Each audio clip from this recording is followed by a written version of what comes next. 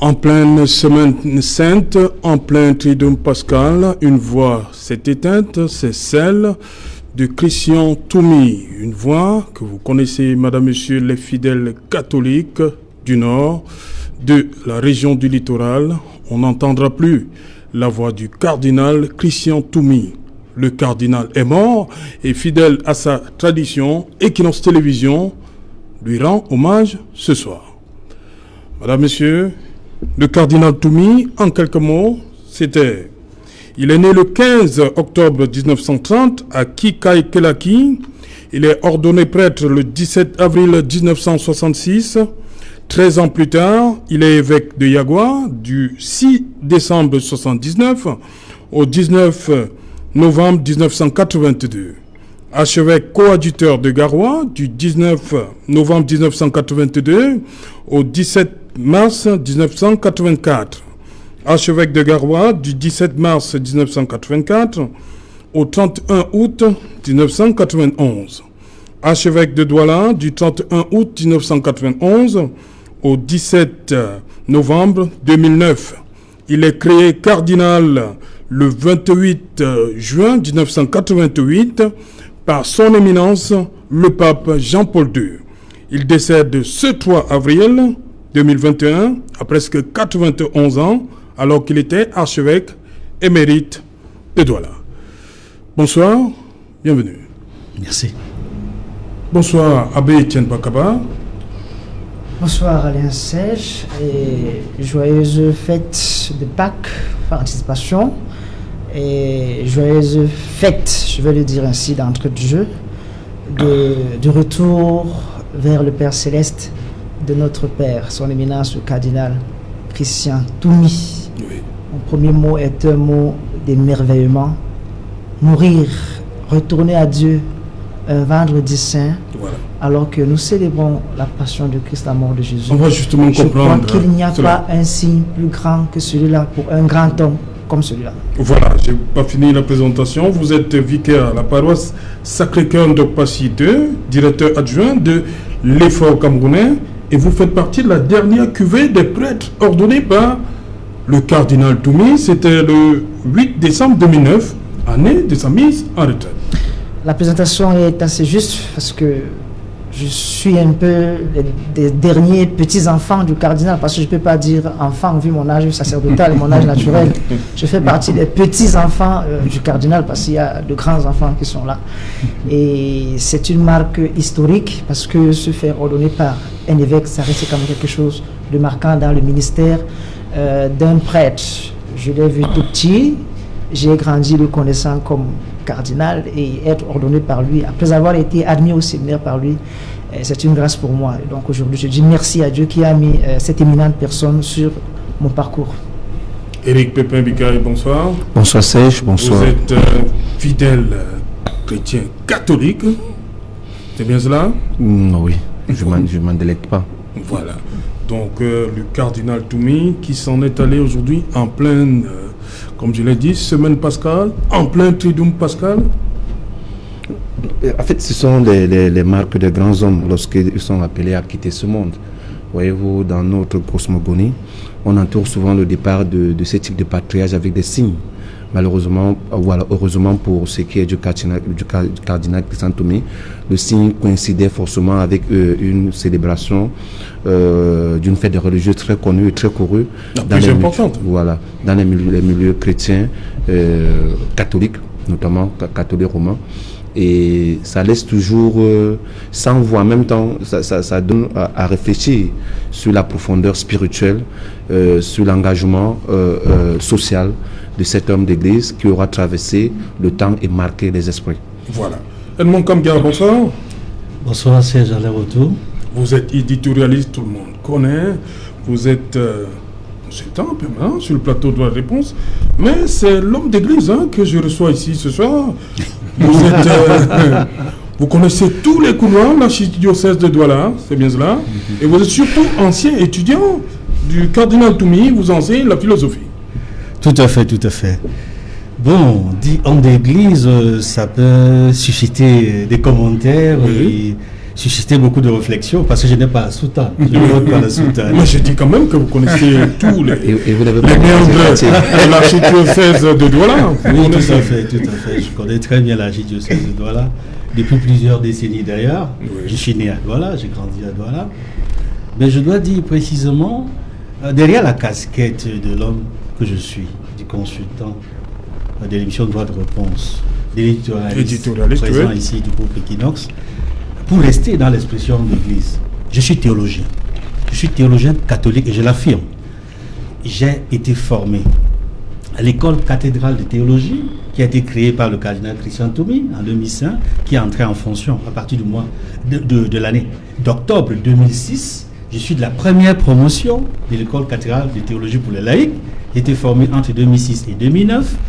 Et à la suite de cette école cathédrale de théologie, le cardinal Christian Toumi a réussi à créer l'Université catholique Saint-Jérôme.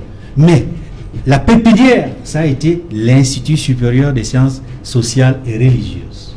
Et je fais partie de la première promotion de l'Institut des sciences sociales et religieuses de l'Université catholique Saint-Jérôme de Douala. Donc j'ai continué ma formation. Après les cathèdres, entre 2006 et 2009, j'ai continué à cet Institut des sciences religieuses et sociales de 2009 à 2013. Donc en réalité, je suis ici, je n'aime pas beaucoup parler des diplômes, mais j'ai l'équivalent d'un master en sciences religieuses. Voilà. Ça, c'est la casquette de ce qui me donne la proximité avec l'Église. Mais je vais également donner une autre proximité. On va ajouter, comme vous-même vous l'avez dit, qu'il vous manque seulement la soutane. Oui, il manque seulement la soutane. Puisque j'ai fait 3 ans de philosophie, oui. Et c'est le cardinal Christian Toumi qui m'a donné des cours de philosophie. C'est un métaphysicien. Oui. J'ai fait 4 ans de théologie. Ok. Et 3 ans de philosophie. Et ça, c'est en dehors de mes formations initiales que tout le monde connaît. La diplomatie, le journalisme et beaucoup d'autres casquettes que je ne vais pas énumérer ici. Voilà. Bonsoir Père Ludovic Lado. Bonsoir Serge Alain.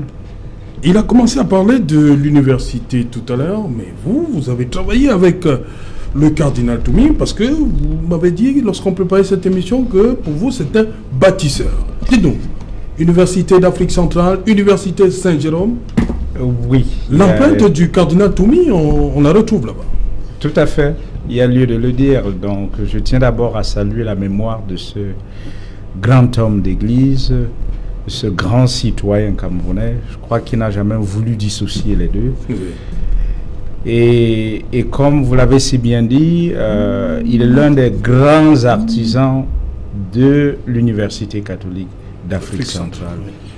Et c'est là d'ailleurs que je crois ces chemins se sont croisés avec ceux des jésuites, parce que le promoteur de l'institut, c'est un jésuite, le père Denis Mogenet, qu'il a d'ailleurs devancé il y a juste quelques années. Et c'est avec lui qu'il a d'ailleurs sillonné pratiquement toute l'Europe pour chercher les fonds pour la construction de l'église catholique et de l'université catholique d'Afrique centrale à Yaoundé. Et quand j'y travaillais, il était encore grand chancelier. Et donc chaque année, que vous avez été vice-doyen. J'ai été vice-doyen de 2007 à 2012 à la faculté de sciences sociales et de gestion.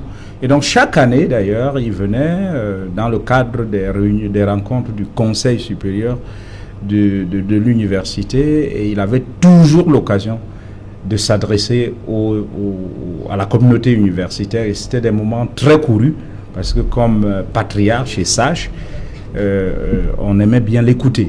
Donc voilà, comme l'ont dit les copanélistes, c'est un baobab qui s'écroule, mais il a eu le temps de former ou de laisser pousser quelques jeunes pousses, et on espère que la relève sera de qualité.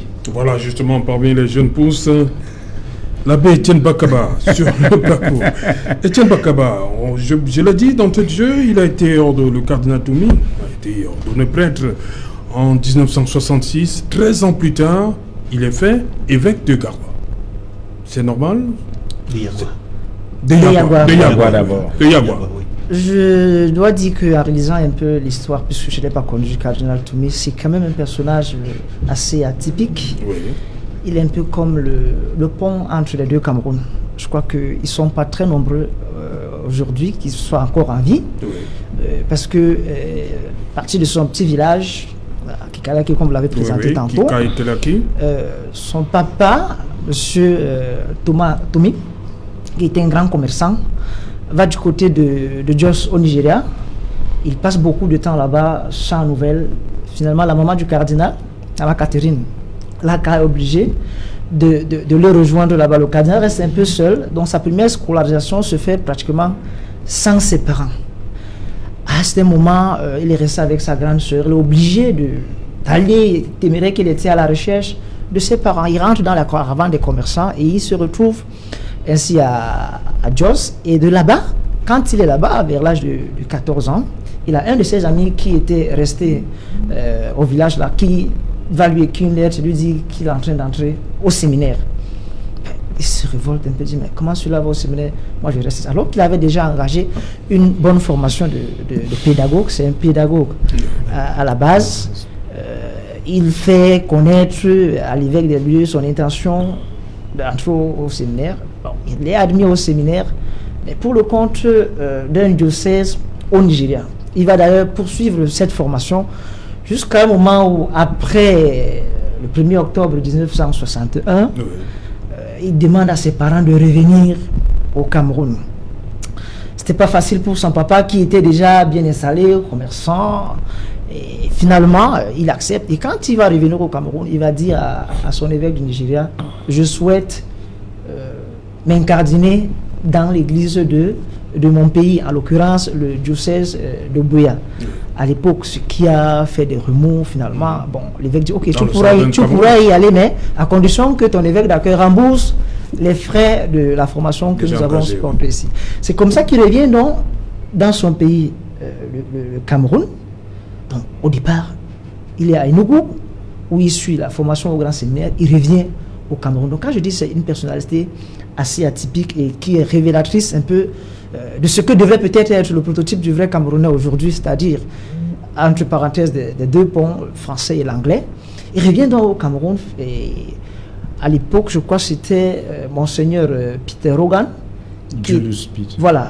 Peter Hogan d'abord qui le reçoit, et quelques années il est parti, et puis Julius Peters qui prend les rênes. Finalement, quand il est ordonné prêtre, le diocèse aussi éclate. C'est-à-dire que Buea donne naissance à Bamenda. Et là maintenant, c'est les premiers évêques locaux qui sont à la tête de cette diocèse, à savoir Monseigneur Pius. Ah ouais, je pense bien du côté de Buea, et Monseigneur Paul Vezkov du côté du côté de Bamenda. Et c'était pour ne pas le dire, un peu des amis du cardinal. Alors, il pousse maintenant son désir à aller faire des études dans un pays francophone. Parce qu'il voit déjà cette histoire-là où un Camerounais qui est seulement de culture anglophone, alors qu'on parle de référendum dans le grand contexte, son évêque n'était pas très d'accord parce qu'il lui avait trouvé une bourse pour aller étudier à Rome. Il dit, mais je vais à Rome apprendre l'italien. Quand je vais revenir ici au Cameroun, cette langue me servira à quoi, vu le contexte dans lequel nous évoluons aujourd'hui? On essayait de l'envoyer dans une université à Kinshasa plus tôt, mais vous savez, Mobutu avait fermé cette université à cette époque. Finalement, la bourse tombe. Providentiellement, le célèbre Monseigneur Albert Ndogmo est de passage à Buea, et Monseigneur Pius Awa lui fait part de son problème. J'ai mon prêtre là que je voudrais envoyer aux études dans un pays francophone, mais je n'ai aucune attache avec le monde francophone. Qu'est-ce que je peux faire? Et là, Monseigneur Ndogmo, Albert Ndogmo, alors évêque de Konsamba, avait l'habitude d'envoyer certains de ses prêtres en France, notamment à l'Institut catholique de Lyon. Il dit, ok, je peux lui trouver une bourse. C'est ainsi que le cardinal se retrouve donc à Lyon, parce qu'il avait cette envie, dès ce moment-là, d'apprendre la langue française. Il va y valider sa maîtrise en philosophie, et puis quelques années après, il se retrouve à l'université de Fribourg en France, où il va valider sa thèse de doctorat en métaphysique, comme le Edmond Comme disait le théologien Edmond. Le théologien, bien sûr, il faut le dire ainsi. Donc, quand le cardinal revient au Cameroun, nous avons déjà 2 diocèses. On le nomme, les 2 évêques de concert, le nomme recteur du grand séminaire Saint Thomas d'Aquin de Bamenda, Bambui, c'est à Bamenda. Et c'est justement de là qu'il partira. Recteur fondateur, il faut le dire, parce qu'il n'y avait pas de séminaire à cette époque-là. c'est de là qu'il partira, qu'il va recevoir sa nomination comme évêque de Yagua, qui aura des connotations politiques à cette époque, parce qu'il se demandait si ce n'est pas si le président Ahidjo n'a pas mis la main dans son affectation, l'envoyer à Yagua pour le séparer de ce qu'il était déjà en train de créer. Le cathète n'est pas la première création du cardinal dans ce sens. Lorsqu'il est recteur du grand séminaire à Bambui, il crée déjà un cercle d'études des chrétiens sous le conseil de ces deux évêques, où on devait former les chrétiens à la doctrine sociale de l'Église. Et quand on parle de la doctrine sociale de l'Église, c'est un certain éveil, parce qu'un chrétien qui n'est pas formé à la doctrine sociale de l'Église ne peut pas comprendre le fonctionnement de certaines choses, ne peut pas apporter, comme M. Edmond, là, un éclairage religieux sur des questions sociales, par exemple. Et donc, de ce groupe qu'il a créé, on va encore retirer un des mentors pour en faire un ministre de la République. Le cardinal considère donc que son affectation à Yagua, c'est comme une sorte d'exil. Et il est à 2 pas de refuser. Parce que quand... Donc c'est pas nouveau ce qui arrive ce jour-ci? Non, quand le Saint-Siège vous nomme évêque, vous avez du temps, un temps de discernement pour accepter ou pour refuser. Oui. Donc il va donc rencontrer, disons ça comme ça, ces 2 mentors de l'époque, Monseigneur Pius Awa et Monseigneur Paul Vescoff. Oui, tout à fait. Et dit voilà, je ne me sens pas prêt à aller dans ça. Non, on lui dit, c'est une mission du Seigneur. Reçois-la comme telle. Et après 3 jours de jeûne et de prière, il accepte. Alors le nonce rend la nouvelle publique. Voilà comment être parvenu. Il se retrouve donc à Yagua en 1979. Père Lado, on doit, même à l'église, on accepte de servir partout. On appelle, non? Pourquoi considérer ça comme... Est-ce qu'on va parler d'affectation disciplinaire? C'est ce qu'il a voulu nous faire comprendre, hein, l'abbé Bakaba. Lorsque Monseigneur, le cardinal Toumi, on va l'appeler comme ça, on est habitué. Hein. Mais oui. Il part, il pense, il trouve que l'envoyer à Yagua, c'est les moyens de ses... Oui. De son diocèse. De son diocèse. Oui. Des siens. Bon, je Est-ce qu'on n'est pas appelé à servir partout? Oui, bien sûr. Quand on devient prêtre, par principe, on peut être appelé à servir partout. Mais dans la réalité, quand vous êtes prêtre diocésain, la norme, c'est que vous évoluez dans votre diocèse. Okay. Et il faut situer ça dans un contexte où la pratique de sortir des prêtres de leur diocèse pour les affecter, ou des évêques de leur diocèse pour les affecter, surtout africains, parce que c'est pour les affecter hors de leur diocèse, c'était pas encore très courante. Et donc, on peut comprendre sa gêne, surtout de partir de son diocèse natal pour le Grand Nord qu'il ne connaît même pas du tout. Et donc, donc ça c'est une chose. La seconde, c'est que on peut refuser une nomination d'évêque. Et ça arrive de plus en plus d'ailleurs en Occident où beaucoup de prêtres, un certain nombre, refusent d'être évêques. Mais comme l'a dit l'abbé Étienne, bon, si on ajoute à cela le fait qu'il n'était pas tranquille par rapport au motif, eh bien, il voulait voir clair, ainsi de suite, surtout que, encore une fois, c'était dans un contexte politique pas très tranquille. On sait que pour certains évêques en ont souffert. Eh bien, on peut comprendre donc qu'il ait hésité. Oui. Mais en fin de compte, eh bien, il accepte, il part. Et c'est devenu pratiquement une norme, si vous voulez, dans une certaine mesure. C'est devenu pratiquement une norme au Cameroun qu'on peut prendre n'importe qui, n'importe où, et le balancer évêque ailleurs, hors de son diocèse. Et je crois que c'est une très bonne chose, parce que, comme on l'a dit, comme l'a dit l'abbé Étienne, il a eu si vous voulez, cette grâce de faire vraiment le pont entre le Cameroun, s'il faut l'appeler ainsi, francophone, et le Cameroun anglophone. Et j'espère que pour honorer sa mémoire, on travaillera à résoudre ce problème, cette crise anglophone, rien que pour honorer sa mémoire, parce que comme on le sait, il a beaucoup, c'est peut-être ça qu'il a aussi épuisé dans sa vieillesse, il portait ça comme un poids, il voulait vraiment qu'une solution soit trouvée, et j'espère que son retour au père va aider à trouver une solution définitive à ce problème. Donc voilà, il a fait preuve d'un grand esprit missionnaire, parce que bien évidemment, et après c'est Garoua, et après Yagua c'est Garoua, et puis Garoua il vient à Douala. Donc je crois de ce point de vue là, c'est un vrai modèle missionnaire. Il y a eu des prêtres qui l'ont fait avant lui. Je pense à Baba Simon. Ils sont partis de Douala pour le Grand Nord. Et je pense à Jean-Marc Ella. Ils sont partis de Yaoundé pour le Grand Nord pour faire une expérience missionnaire. Et je crois que pour les prêtres, de ce point de vue-là, c'est un véritable modèle de mobilité missionnaire. Voilà, mobilité missionnaire. Edmond Kamdia, il est parti, mais il est quand même évêque. On fait de lui évêque, donc c'est quelque part, on ne peut pas bouder le fait qu'il soit promu évêque. Promu évêque, oui. Voilà. Oui. On ne voit plus la distance, on ne voit pas le fait qu'on l'ait enlevé à côté des siens, comme a dit l'abbé Étienne. Il va pour le Grand Nord, mais il est quand même évêque.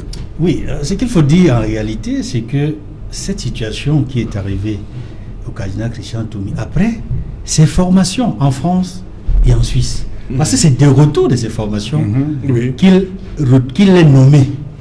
Donc, on pense et la nomination est arrivée pratiquement de façon très rapide. On pense qu'il peut servir aussi en zone francophone. Déjà. En réalité, ce qui lui arrive, il n'y avait pas pensé très tôt, mais en réalité, c'est le fruit de ses vœux. Je le dis avec beaucoup de recul. Oui. De ses vœux personnels. C'est plus tard qu'il comprendra cela ainsi. Parce que j'ai eu une proximité avec lui, avec le cardinal Christian Toumi. Je le dis pourquoi? Parce qu'il se retrouve dans une situation où il est évêque anglophone dans un diocèse francophone. Et il me semble que dans l'histoire de ce pays, il est le premier évêque anglophone qui se retrouve, qui est nommé dans un diocèse francophone. Il doit remplacer pratiquement les blancs, entre guillemets. Il y avait une congrégation là-bas qui assurait tout. Et quand je dis que cela est la suite des vœux qu'en réalité, en tant que prêtre, il a souhaité, mais ça lui retourne comme un cadeau. Mais ce cadeau, il ne l'a pas vu venir. Parce que il a émis le vœu à ses évêques quand il était en formation, qu'il veut aller étudier dans des régions, dans des pays francophones, pour mieux comprendre l'autre langue du Cameroun, le français. Et c'est comme ça qu'au détour, un hasard ou une coïncidence le met sur le chemin de Monseigneur Albert Dormeau, qui a ses entrées en France, à Rome et un peu partout, qui lui permet d'avoir une bourse qui l'habilite à faire des études à l'Université catholique de Lyon, et ensuite, en Suisse, où il fait sa thèse de doctorat. Donc, quand il revient de ses formations, mais il s'exprime très bien en français. Très bien en français.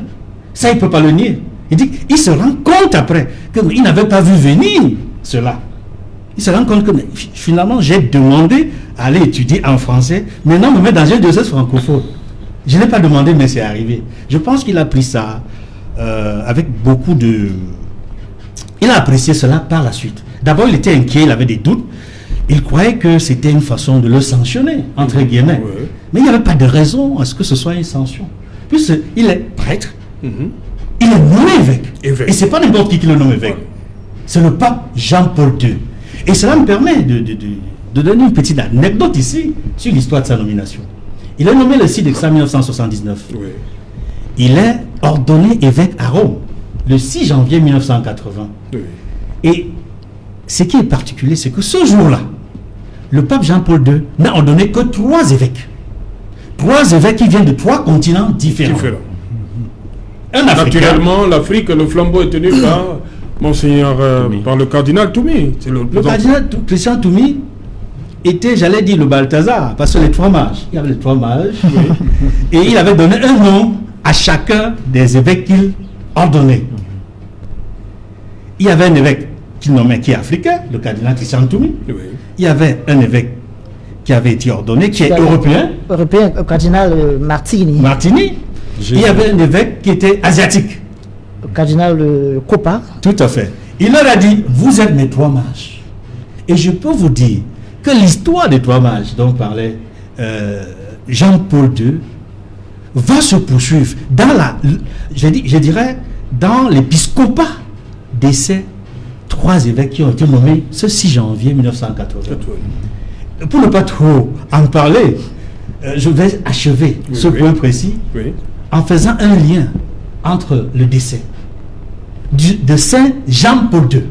Je dis bien Saint Jean-Paul II, puisqu'il a été déclaré bienheureux, il a été béatifié, il a été canonisé, il a été sanctifié, il est devenu saint. Rappelez-vous, pour ceux qui ont la mémoire fraîche, il est décédé le 2 avril 2005.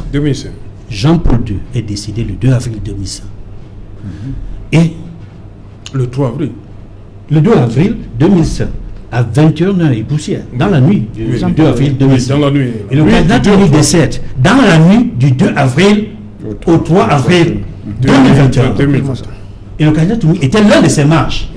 Je crois que le décès du cardinal Toumi, en période de triduum pascal, un vendredi saint, et dans cette nuit du 2 avril au 3 avril, quand je fais le lien avec Saint-Jean-Paul II... C'est l'octave pascal, hein? C'est l'octave pascal. L'octave, c'est-à-dire le samedi avant le dimanche de la miséricorde. Tout à fait. De Pâques aussi. Je crois que Saint-Jean-Paul II l'a accueilli, est peut-être le premier à l'avoir accueilli avant qu'il ne retrouve le Père. Ok. je voudrais quand même, je voudrais rapidement restituer, parce que la nomination du cardinal Ayagwa, c'est très important. Quand le cardinal revient du Nigeria, il demande à son évêque à aller faire le séminaire à Yaoundé, parce qu'à Yaoundé c'est francophone. Et on dit mais ça a des allures politiques. Voilà comment l'évêque lui dit pour le moment, non, on va chercher autre chose, on te cherchera. Donc c'est parti de là. Donc son intention d'évoluer dans le monde francophone était une intention prophétique. Parce qu'il ne faut jamais oublier que la vocation du prêtre est une vocation surnaturelle. Parce que parfois on s'imagine qu'on fait les choses par soi-même, mais on doit s'asseoir en homme de foi et lire la main de Dieu dans notre parcours. Et je dois le dire ici, le parcours du cardinal Christian Toumi avait quelque chose de divin en son temps. Ok. Parlant justement de parcours, après Yagwa, il va à Garoua, évêque coadjuteur, il va rester à Garoua, une fois de plus, avant d'arriver à Douala. Pour dire, il va rester en zone francophone. Oui, c'est... Jusqu'à de la nuit du 2 au 3 avril 2021. Oui. Il n'est plus jamais rentré servir en zone anglophone. Anglophone. Peut-être quand on va aborder la dimension politique de ce parcours, on comprendra pourquoi. Mais il faut également dire que cette nomination dans ces zones, d'abord reculées et puis des grandes agglomérations comme Douala, présageait un peu à cette culture du cardinal à pouvoir un peu dompter toutes les péripéties qui se forgeaient devant lui. Parce que tout à l'heure, vous avez évoqué Yagwa, et à l'extrême nord, en 1979, il est évident que c'était un diocèse où il y avait tout était à refaire, forcément, en termes d'imposer une culture chrétienne locale. Et le diocèse est très jeune. Voilà. Et puis, c'était la période du second synode de Rome, où il fallait forcément mettre l'accent sur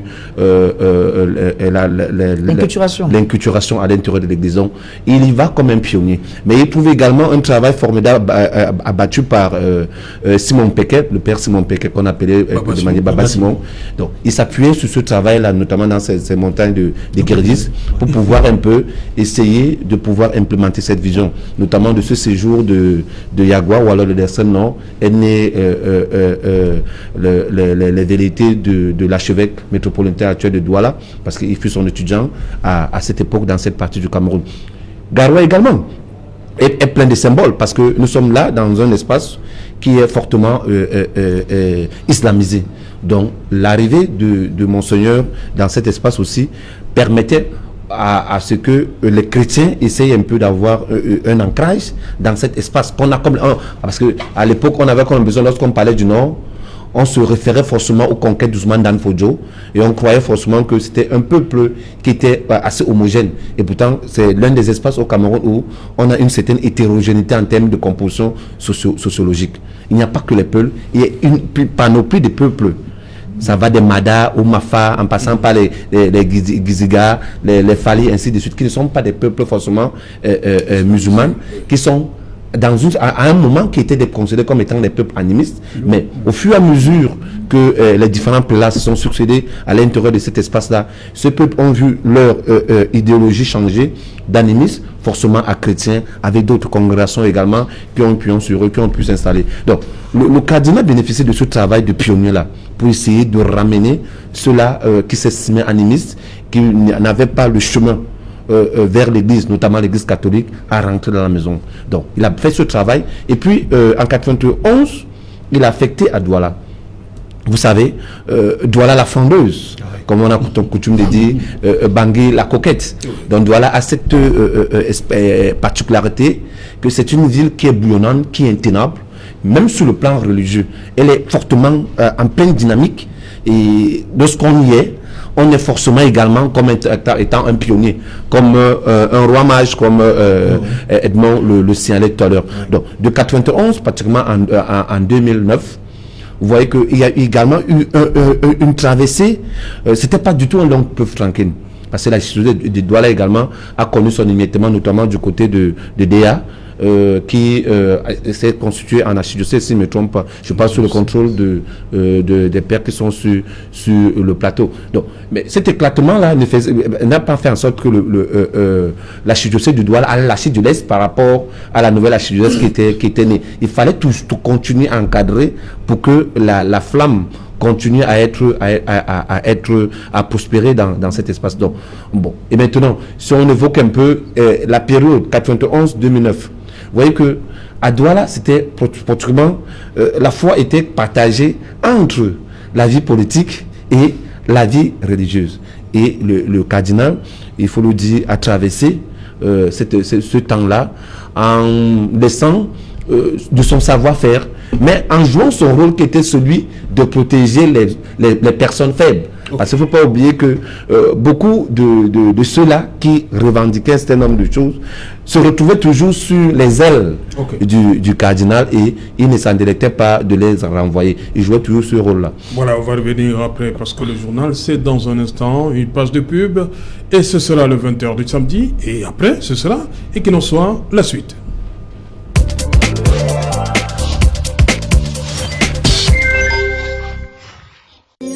Depuis 16